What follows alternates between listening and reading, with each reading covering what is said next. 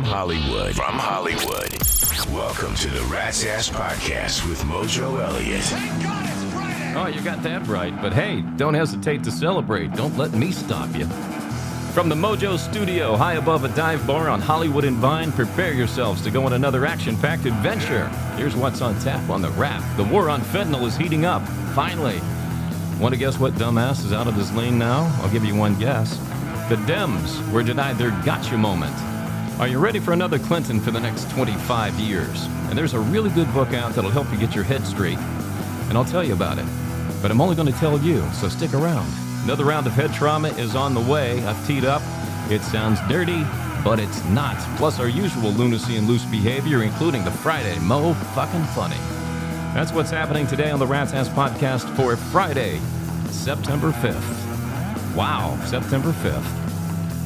That's the date just a few short years ago that I took off from Pittsburgh to Phoenix and never looked back. I'll never forget that drive across the country.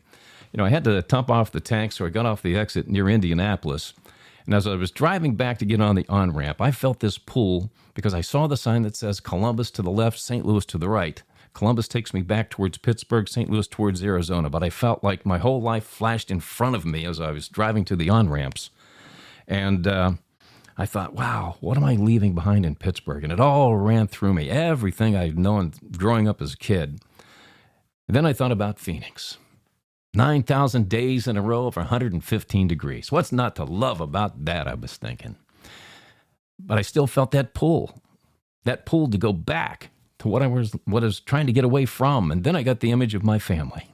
And it was real easy to turn towards St. Louis at that point. All right, let's get you warmed up for the weekend. All right, as you know, we are building the largest rock video library called Rat's Ass Rock TV. This week on our Best Of series continues with the Stone Temple Pilots, featuring 12 of their most popular videos as voted on by their fans, the STP fans. But we added a new category as we continue to build this thing, man. We got a new category of rock documentaries I think you're going to like. We got 8 up there right now, to go along with 27 live concerts that we'll keep adding to, and the other categories as well. Look for the YouTube icon on the hub, ratsasspodcast.com. Hit that subscription button when you're there, too. All right, let's get into the wrap today. It appears the Trump administration is turning up the heat on the drug cartel smuggling fentanyl into the United States. Earlier this week, it was pretty cool if you saw this on TV. The military blew up a boat, killing 11 and stopping millions of dollars worth of fentanyl from arriving on our shores designed to killing Americans.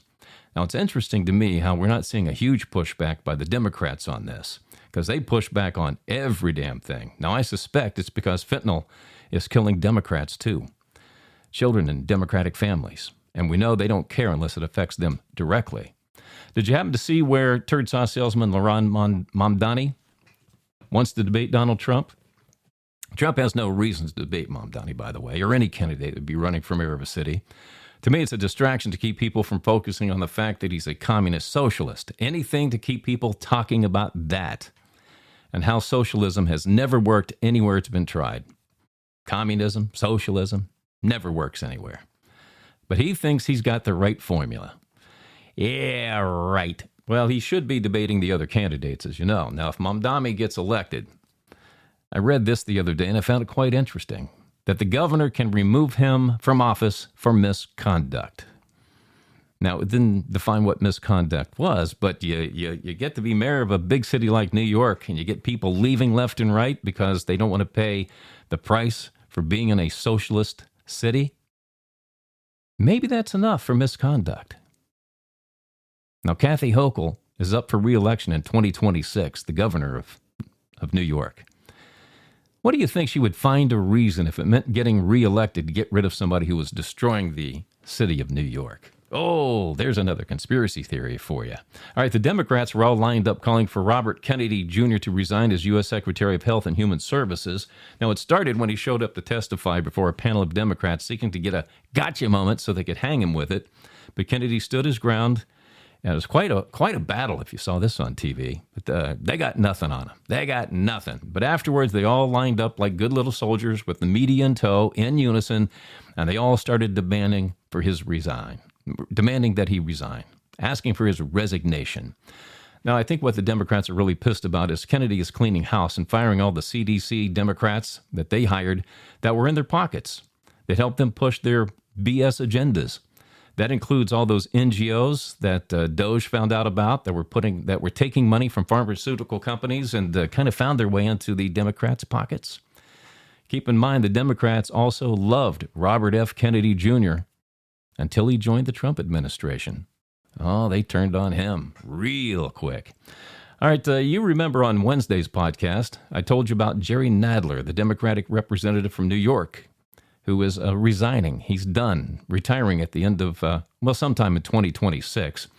But he was a big protector, as I told you, of the Clintons for many, many decades. And he's one of the few who is still alive who didn't meet with an unfortunate accident, as some have that worked with the Clintons in the past. But now there is talk that Chelsea Clinton, the daughter of Bill and Hillary, is running for his seat in New York. I mean, she lives in New York. She's a citizen, so she can do it. But what in the Sam hell do you think that's all about? Here's what I think it is. There's nobody better than Chelsea to continue to cover for the Clintons while they're still alive, but she's also protecting her financial interests if she's in charge of that seat in New York. Oh, yes. Politics, the elite. Don't you love them?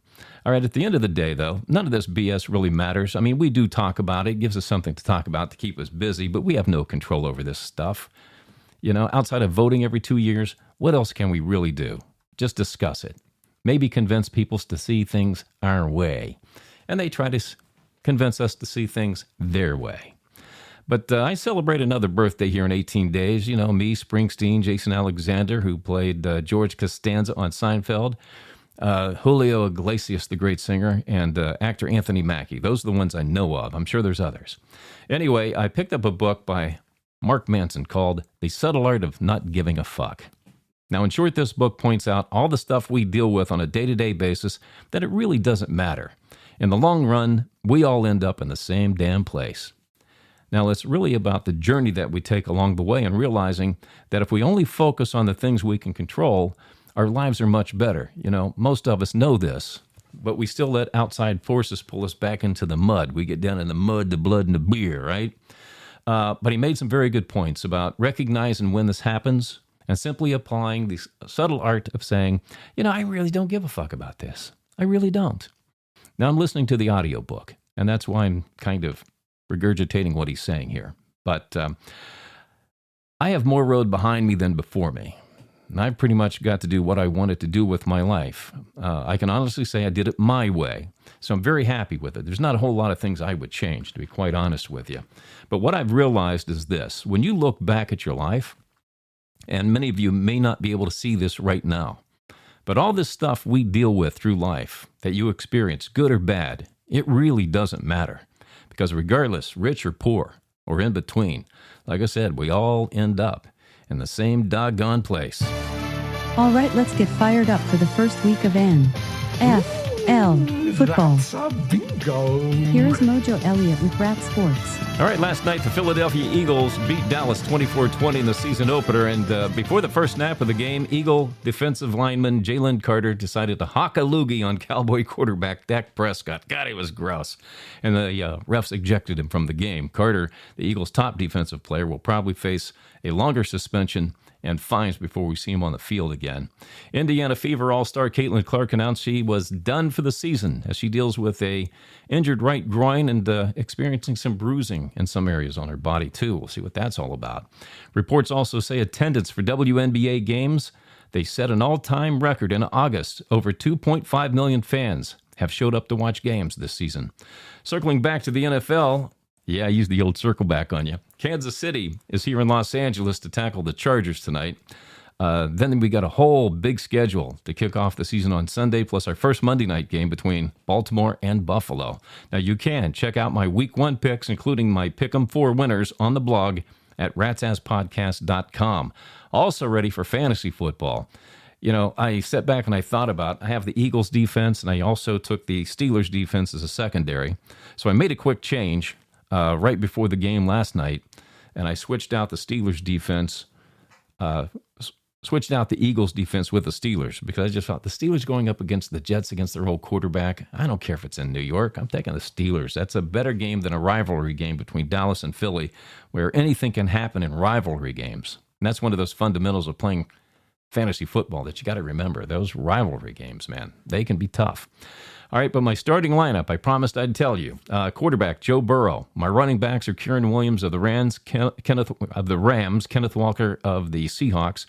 Wide receivers, Jamar Chase of the Bengals, Courtland Sutton from the Broncos. My tight end, Brock Bowers from the Raiders. Chuba Hubbard, I call him Chuba Hubbard, from Carolina. Harrison Butker is my kicker. And, of course, I'm going with Steelers defense this week.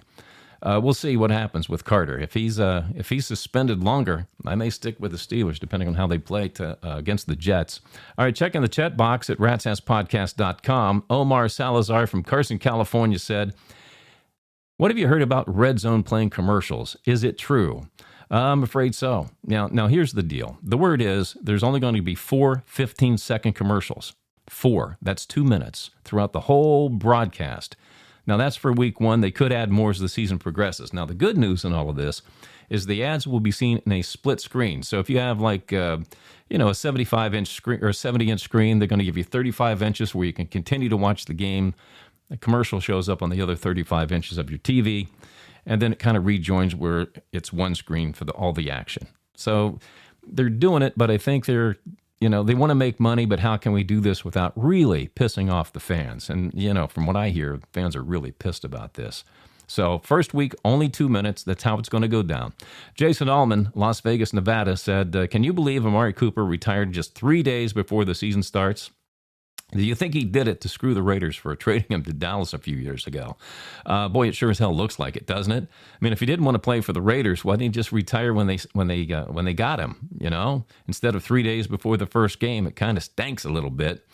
But I think Raider fans are kind of justified in telling Amari Cooper. That's right. All right, let's move on. That is sports on the wrap. Have a good Sunday of football. Rat's Ass Podcast. Head trauma. All right, today we are playing It Sounds Dirty, but It's Not. I'm going to give you 3 clues, and you have to figure out what I'm describing here. Clue number 1, I can be soft or hard. Clue number 2, I cover your nuts. Clue number 3, I protect the meat. I can be soft or hard, I cover your nuts, and I protect the meat. It sounds dirty, but it's not. Take a while, think about it. We'll have the answer for you coming up on the podcast. It's time for some loose behavior on the Rat's Ass Podcast. It is finally Friday. That means it's time for the Friday Mo Fuggin' Funny. Here's a guy who uses his disability to make people laugh because he's proof there is humor in everything. This is Josh Blue. I really think people don't realize that the disabled community is the largest minority group on the planet. Because the thing is, they pile us all together. So if you're blind, you get in the pile. If you're deaf, help the blind guy find the pile. If you got one leg, hop on. All right, I'll stop. But whenever anybody's being mean about it, what I think they don't realize is not only are we the largest minority group, but we're also the only minority group that you can join at any time.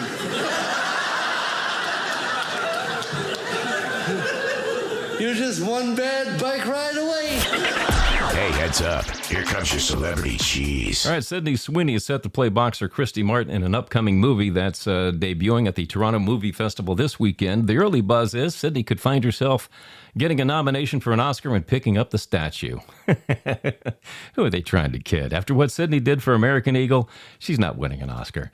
All right, remember Christy Cabot? She was caught cuddling with her boss, Andy Byron, on the Coldplay Kiss Cam back in July. Well, she was seen in public finally, not wearing her wedding ring, sparking rumors that she's headed for divorce. Now, as you know, both lost their jobs over the whole scandal, but it's interesting that nobody's been able to find Andy and Kristen together again since they both got caught on the Kiss Cam. Now, I'm sure paparazzi's still stalking them both out because they're waiting for an opportunity to pounce like Diddy on a teenager. So if they do hook up again, we'll know. All All right, if you don't love the movie Uncle Buck, then I'm sorry, you're just not human. The movie starred the late John Candy and Home Alone's Macaulay Culkin, where Uncle Buck is forced to watch his brother's kids due to a family emergency to the dismay of his brother's wife. Culkin opened up in a recent interview and said Candy was probably the first person to notice that his dad was a real monster. So much so, John became a protector of Culkin during the filming. And we know what Kit Carson, man, he was the guy who took all of his kids' money and partied like a madman. But would you believe that Macaulay Culkin is now 45 years old? God, I hear that, and I feel like, where's the Voltaren? All right, Beyonce turned 44 on Thursday. Now, if you want to check out a really huge photo spread of her from her days going back to Destiny's Child till now, check out page6.com. Her transformation is very interesting to go through each page and see. But there's one thing that does stand out, and it will take you back to when you first said, I can't believe she's hooking up with Jay-Z.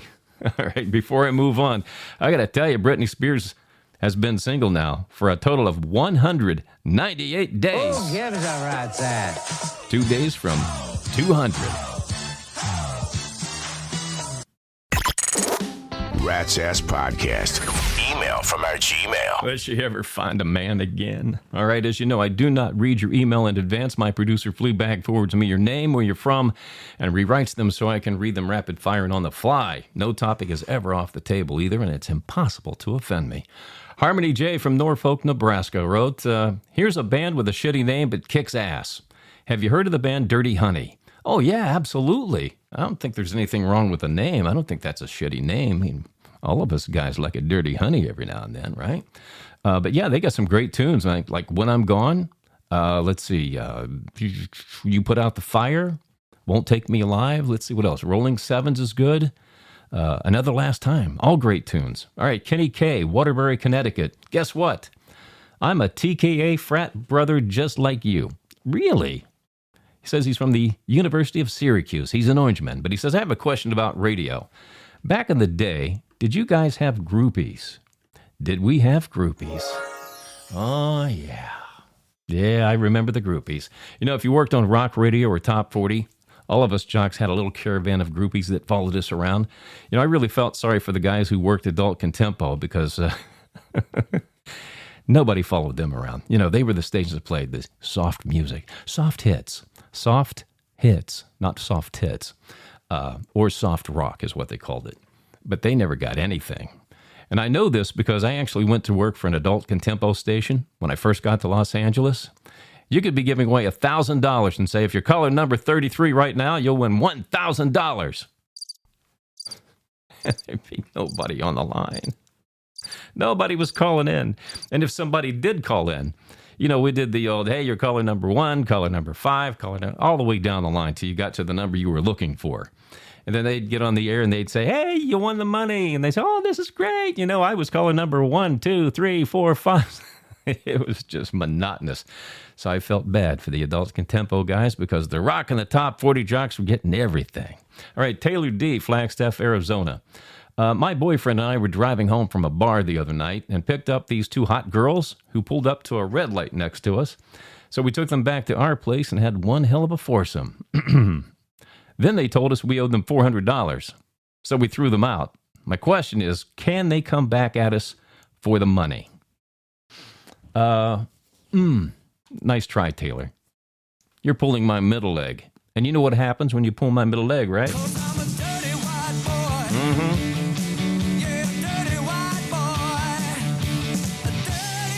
I'm not buying it. All right, David Z., Houston, Texas.